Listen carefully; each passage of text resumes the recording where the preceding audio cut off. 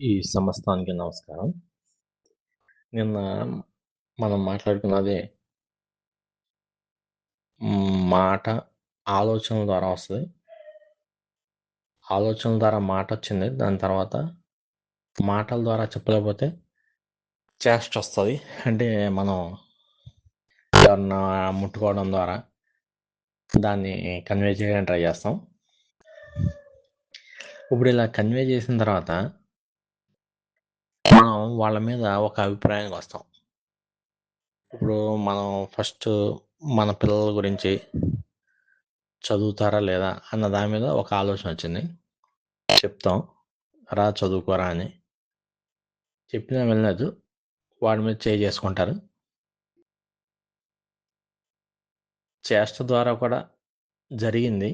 దాని తర్వాత వాడి మీద ఒక అభిప్రాయం ఏర్పరచుకుంటాం. ఇట్లా మనం మన ఎదురుగా ఉన్న వ్యక్తి మీద ఒక అభిప్రాయాన్ని ఏర్పరచుకుంటే, ఇంకా ఫర్ ఎగ్జాంపుల్ నేనున్నాను. నా మీద మీరు ఎప్పుడైనా సరే ఏదో ఒక ఇన్సిడెన్సో లేకపోతే ఒక సందర్భం చూసి నా గురించి ఏమీ ఎంక్వైరీ చేయకుండానే నా మీద ఒక అభిప్రాయానికి వచ్చారనుకో, ఇంకా ఆ అభిప్రాయమే ఉంటుంది. నేను ఉండను ఇంకా అక్కడ. ఇక నేను ఫిజికల్గా మీకు కనపడతా ఉంటా కానీ మీ మైండ్లో నేను ఎప్పుడో ఆగిపోయాక. ఇప్పుడు ఈ క్షణంలో ఏదైతే ఉందో అదే నిజం. కానీ ఒక వ్యక్తి మీద మనం ఒక స్థిర అభిప్రాయం ఏర్పరచుకున్న తర్వాత ఇక మనం అతన్ని ఇష్టపడలేం. ఫర్ ఎగ్జాంపుల్ నా మీద ఒకళ్ళు ఇతను మంచివాడు కాదనో, లేకపోతే ఇతను మోసం చేస్తాడనో, ఇంకా వేరే రకంగా ఇక వాళ్ళ అభిప్రాయం ఫిక్స్ అయిపోయారనుకోండి, ఇక దాన్ని మార్చడం మన వల్ల కాదు. ఇక అక్కడితో అది అయిపోయినట్టే. మన అభిప్రాయం ఇప్పుడున్న క్షణాన్ని కరప్ట్ చేస్తుంది. అంటే నిజం ఏంటో అన్నది నువ్వు కనిపెట్టలేవు ఇంకా అక్కడ నిజంగా ఏముంది అని. నువ్వెప్పుడు కూడా నీ బ్రెయిన్లో ఏముందో దాన్నే చూస్తూ ఉంటావు తప్ప ఎదుటిగా ఉన్నదాన్ని నువ్వు కరెక్ట్గా రికగ్నైజ్ చేయవు ఇంకా. అందుకే మనం ఎదురుగా ఉన్నవాడిని ఎప్పుడు ఒక అభిప్రాయం ఏర్పరచుకోకుండా చూడడమే ప్రేమ. అసలు ప్రేమ అంటే ఏంటంటే ఎవరి మీద ఎటువంటి అభిప్రాయం లేకుండా ఉండటమే. ఇప్పుడు నా క్లోజ్ ఫ్రెండ్స్ అని కానీ, లేకపోతే నాకు ఎవరైనా శత్రువులు అని కానీ ఎవరు లేరు. ఎవరితో ఎలా ఉండాలో అలా ఉంటాం అంతవరకు. ఎవరితో రాసుకు పూసుకు తిరిగేది లేదు. అలాగని ఎవరిని దూరం పెట్టేది లేదు. నేను చెప్పాను కదా, ఎవరిని టచ్ చేయాల్సిన అవసరమే లేదన్నప్పుడు ఇంకా మనకి ఇవన్నీ ఎందుకు ఉంటాయి? ఒకరి మీద ఒక అభిప్రాయం ఏర్పరచుకోవడం అని. ఒకటి మనం ఏంటి అయితే ఎదుట ఉన్న వ్యక్తి మీద ఎటువంటి అభిప్రాయం ఏం పెట్టుకోకుండా ఉన్నది ఉన్నట్టుగా చూస్తాం. రెండోది ఏదో ఒక అభిప్రాయం ఏర్పరచుకుంటాం. నేనేమంటా అంటే ఏదో ఒక అభిప్రాయం ఏర్పరచుకో, కానీ ఒక అభిప్రాయాన్ని ఏర్పరచుకుంటే అది శాశ్వత అభిప్రాయం ఏర్పరచుకో. ఇక ఫైనల్. ఇక నీ లైఫ్లో మార్చుకునేది లేదు. అట్లా ఎవరికైనా ఒక మనిషికి 2-3 అవకాశాలు ఇస్తాం, చూస్తాం. మనకు అనుకూలంగా ఉన్నాడా ఓకే, లేదనుకో ఎక్స్ప్లెయిన్ చేస్తాం, బాబు ఇది పరిస్థితి అనేది. సో ఈ టైప్లో మనం వర్క్ చేయడానికి అయ్యేది కాదు. బట్ అట్లా నీ మీద నాకేం ద్వేషం లేదు, అట్లా నీ మీద కోపం లేదు. ఓకే, ఆ సబ్జెక్ట్ వైజ్ మన ఇద్దరికి సెట్ అవ్వాలా. బట్ ఖచ్చితంగా ఓకే, బయటికి వెళ్దాం, సరదాగా తిరుగుదాం, తిందాం, అవుటింగ్కి వెళ్దాం, బయటికి మా ఇంటికి ఫంక్షన్ అయితే పిలుస్తా, మీ ఇంటి ఫంక్షన్ అయితే నన్ను పిలువు. బట్ వీటి వరకు ఏం ప్రాబ్లం లేదు. ఎట్లాగూ శాశ్వత అభిప్రాయం అంటే ఫర్ ఎగ్జాంపుల్ పెట్రోల్ ఉంది, పెట్రోల్ దగ్గరికి నొప్పు తీసుకెళ్ళకూడదు అనేది ఒకటి చెప్పారు. ఇక అది దాని మీద శాశ్వత అభిప్రాయం పెట్టేసుకున్నాం. సో పెట్రోలు నొప్పు రెండు కలవకూడదు, కలిస్తే ప్రమాదం. అట్లా కాదని చెప్పి ఎవడన్నా ఏముందిలే చిన్న ఒక స్పూన్ పెట్రోల్ తీసుకుంటాను, దానికి చిన్న స్పార్క్ లాగా అంటించుకుంటానంటే ఏమవుద్దో చూస్తానంటే జరుగుద్ది, చూస్తాడు. మళ్ళీ ఒక సంవత్సరం తర్వాత పర్లేదులే మళ్ళీ ఇంకొంచెం ఏముందో ఒంటి మీదే కదా కొంచెం పెట్రోల్ పోసుకుంటాను, వెంటనే వెలిగించుకుంటాను, ఆర్పేస్తాను అని. అట్లా నువ్వు ఎన్నిసార్లు చేసినా నీ ప్రమాదం జరుగుతూనే ఉంటుంది. అట్లా మనకి ఒకరితో డేంజరు, ఒకడి వల్ల మనకి ప్రమాదం, లేకపోతే మనకి మనసుకి డిస్టర్బ్ చేస్తాడు అని డిసైడ్ అయిన తర్వాత వాడికి క్లియర్గా చెప్పి వాడిని దూరంగా పెట్టడమే. ఇంకా అట్లా అని చెప్పి వాడిని ద్వేషించడం అట్లాంటిది ఏం లేదు. ఇప్పుడు మనం పెట్రోలు నిప్పు కలిస్తే ప్రమాదం అని చెప్పి ఆ రెండింటి గురించి ఎప్పుడు ఆలోచిస్తూ ఉంటామా? ఆలోచించాం కదా. అట్లాగే వాటిని మనం జాగ్రత్తగా ఉంటాం, కానీ వాటిని పెద్ద గుర్తు తెచ్చుకోవడం, దాని గురించి ఆలోచించడం, లేకపోతే కనపడినోడికల్లా వాటి గురించే చెప్పడం, లేకపోతే దాన్ని చూసి మనం భయపడడం, అట్లా ఏం చెయ్యం. మనకు క్లారిటీ ఉంది, ఒక అభిప్రాయం వచ్చింది, సో దాని దూరంగా పెడతాం. మనిషికి ఉన్న ప్రాబ్లమ్స్ వల్ల మనసులతోనే ఒరిజినల్గా మనిషికి ఆ మనిషికి ఉన్న మనసుతోనే ప్రాబ్లం ఉంటుంది, కానీ మనుషులతో ఏ ప్రాబ్లం ఉండదు. ఇప్పుడు నీకు కుక్కతో ఏమన్నా ప్రాబ్లం ఉంటుందా? ఒక చెట్టుతో ఏమన్నా ప్రాబ్లం ఉంటుందా? అట్లా వాటితో ఏమి ఉండదు. ఇప్పుడు మనం ఒకరి మీద ఒక అభిప్రాయం ఏర్పరచుకున్నాం అనుకో, ఇక అభిప్రాయం ఉన్న చోట ఇక ప్రేమ ఉండదు. ఇక మనం వాడిని కరెక్ట్గా వాడి అభిప్రాయం వాడు ఎలా ఉన్నాడని చూసేది ఉండదు. ఇక ఓన్లీ మన ఒపీనియనే ఉంటుంది. దాంతోనే చూస్తూ ఉంటాం ఎంతసేపు.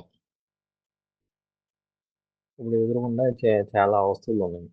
దాంట్లో ఒక వస్తువు నీకు ఇష్టం అని నువ్వు ఒకసారి దాని మీద అభిప్రాయం ఏర్పరచుకున్నావు అనుకో, ఒక పుస్తకం అనో, లేకపోతే ఒక పెన్ అనో, లేకపోతే ఒక డ్రెస్ అనో, ఇక అక్కడి నుంచి నీ ఆలోచన కరెక్ట్ అయిపోద్ది.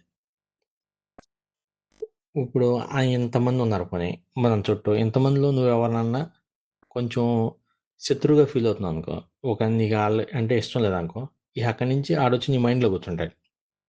ఇది మనకి ఎలా ఉంటుందంటే, ఇప్పుడు సినిమాల్లో పాటలు వస్తూ ఉంటాయి కదా, పాటలు వస్తుంటే మనం ఎంతసేపు ఎవరిని చూస్తాం? పాటలు వేస్తుంటే వెనకాల 100 మంది చేస్తూ ఉంటారు డ్యాన్స్. అయినా సరే మన ఫోకస్ అంతా ఇప్పుడు మనం ఎవరిని ఫోకస్ చేస్తాం? హీరోనే ఫోకస్ చేస్తాం. ఎందుకు? మనం అతన్నే చూడాలనుకుంటున్నాం, అతన్నే స్పెషల్గా ఫీల్ అవుతున్నాం కాబట్టి. అట్లా కాకుండా ఆ వెనకాల రేపొద్దున నేనే ఏమన్నా యాక్ట్ చేశాను అనుకో, అదిగో మన పలానా మనకు తెలిసిన వ్యక్తి పలానా అతను యాక్ట్ చేశాడు చూడండి అని చెప్పి, ఇప్పుడు నువ్వు హీరోని చూడడం మానేస్తావు, నన్ను చూడడం మొదలెడతావు. అట్లా నీ ఆలోచనలు కూడా అట్లా షిఫ్ట్ అవుతూ ఉంటాయి. ఎవరినైతే ఇప్పుడు నువ్వు దేన్ని స్పెషల్గా కాకుండా అన్నింటినీ ఒకే రకంగా చూడగలుగుతున్నావు అనుకో, అలా చూసే స్థితి కూడా ఉంది.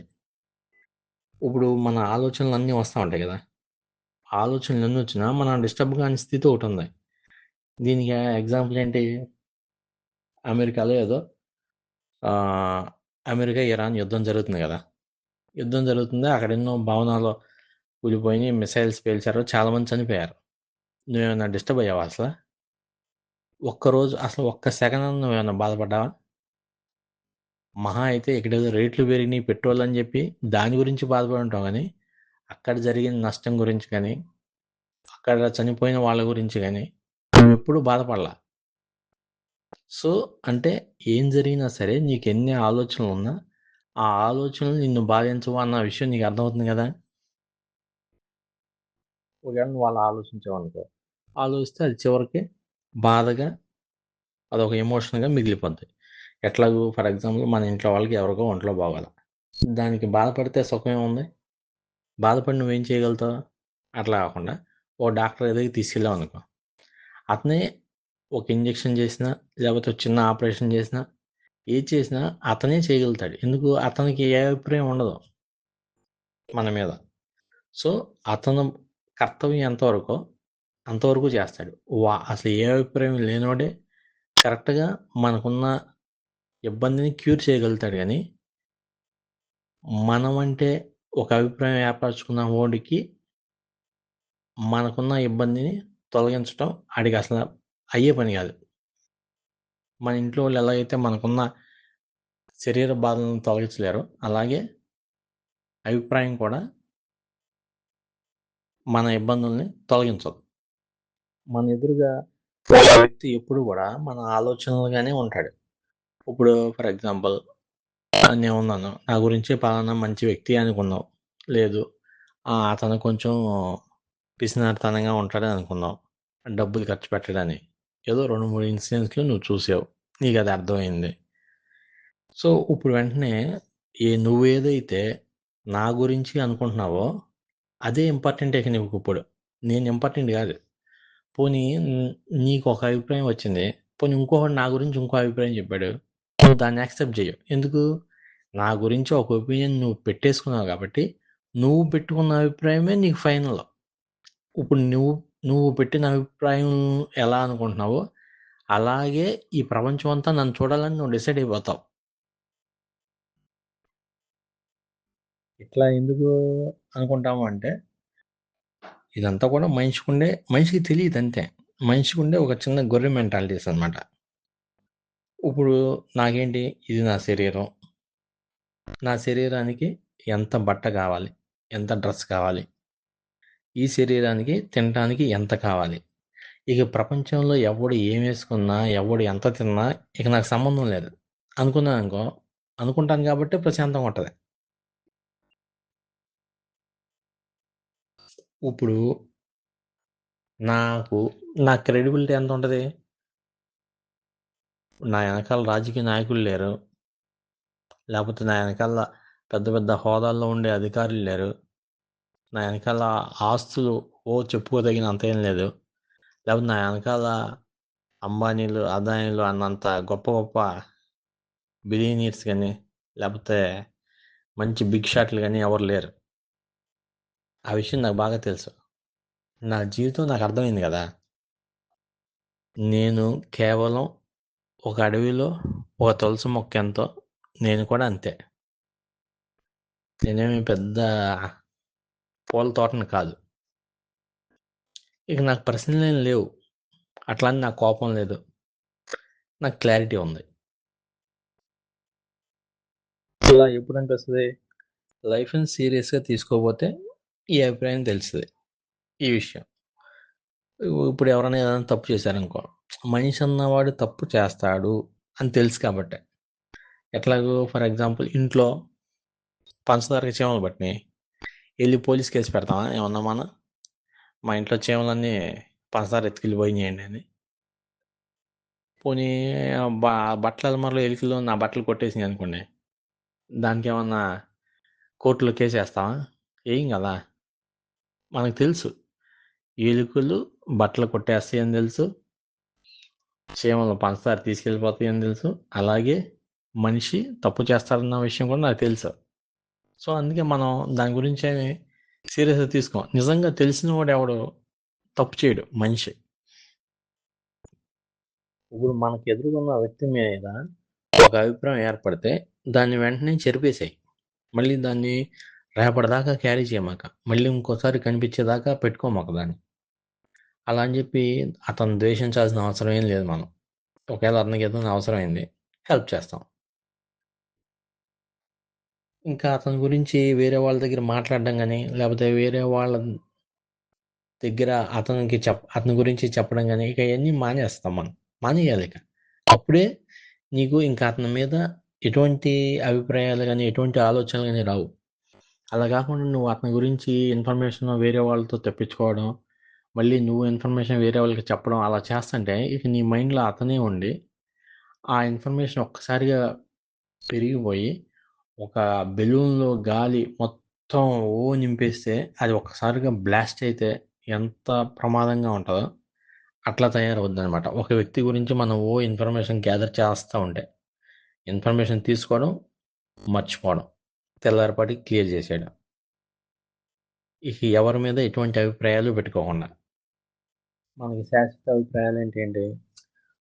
మనం ఉంటున్నది ఆంధ్రప్రదేశ్ రాష్ట్రం, ఇది శాశ్వత అభిప్రాయం. మన భారతదేశానికి జాతీయ జెండా ఇది, శాశ్వత అభిప్రాయం. ఇప్పుడు మనిషి అన్నది ఒక తెల్ల పేపర్ అనుకో. మనం దాని మీద నీ మనసుతోటి పిచ్చి పిచ్చి రాతలన్నీ రాయకూడదు. అంటే దీన్ని అభిప్రాయాలు ఏర్పరచుకోవడం, కానీ రాయకూడదన్న విషయం మనిషికి తెలియదు. మనిషి ఎదుట ఉన్న వ్యక్తి గురించి తన కథ తను అల్లుకుంటా ఉంటాడు ఎంతసేపు. ఒరిజినల్గా అక్కడ జరుగుతున్నది వేరు, బట్ ఎదురుగుండా కనిపిస్తున్న దాన్ని బట్టి ఇతనికి పూర్వంలో అతనికి ఏదైతే అనుభవం ఉందో దాన్ని బట్టి అతను డిసైడ్ అయిపోతాడు. ఓహో ఇది జరుగుతుంది, ఓహో ఇతను ఇలా చేస్తాడు, ఇతను ఇలాంటి మనిషి అని చెప్పి. మళ్ళీ ఇప్పుడు మనం ఎవరి మీద అయితే అభిప్రాయాలు ఏర్పరచుకుంటామో ఆ అభిప్రాయాలు ఏర్పరచుకున్నవాడు కొన్ని రోజుల తర్వాత పోయాడు అంటే మన చుట్టూ ఉన్న వాళ్ళందరూ ఇక్కడే ఎల్లకాలం ఉంటారు కదా, ఎక్కడికో వెళ్ళిపోయాడు, లేకపోతే తిరిగి రాని ప్లేస్కి వెళ్ళిపోయాడు అనుకో, అయినా సరే అతను వెళ్ళిపోయినా అతని తాలూకా అభిప్రాయం నీ మనసులో అలాగే ఉండిపోద్ది. ఆ అభిప్రాయమే నిన్ను బాధ పెడతా ఉంటుంది. ఇది మనకి అత్త గురించి, కోడల గురించి వాళ్ళకి అభిప్రాయాలు ఏర్పరచుకుంటారు. ఆ అభిప్రాయాలు ఏర్పరచుకున్న దాన్ని బట్టి వాళ్ళు పోయిన తర్వాత కూడా దాన్నే గుర్తు చేసుకుంటా, దాన్నే బాధపడుతూ ఉంటారు. నేను చివరిగా చెప్పేది ఏంటంటే, అసలు జ్ఞానోదయం అంటేనే ఎవరి మీద ఎటువంటి అభిప్రాయాలు ఏర్పరచుకోకుండా ఉండటమే. దీన్ని మీరు అర్థం చేసుకున్నందుకు, మీరు అర్థం చేసుకోగలిగిన శక్తికి నా శిరస్సు వంచి నమస్కారం చేస్తున్నా.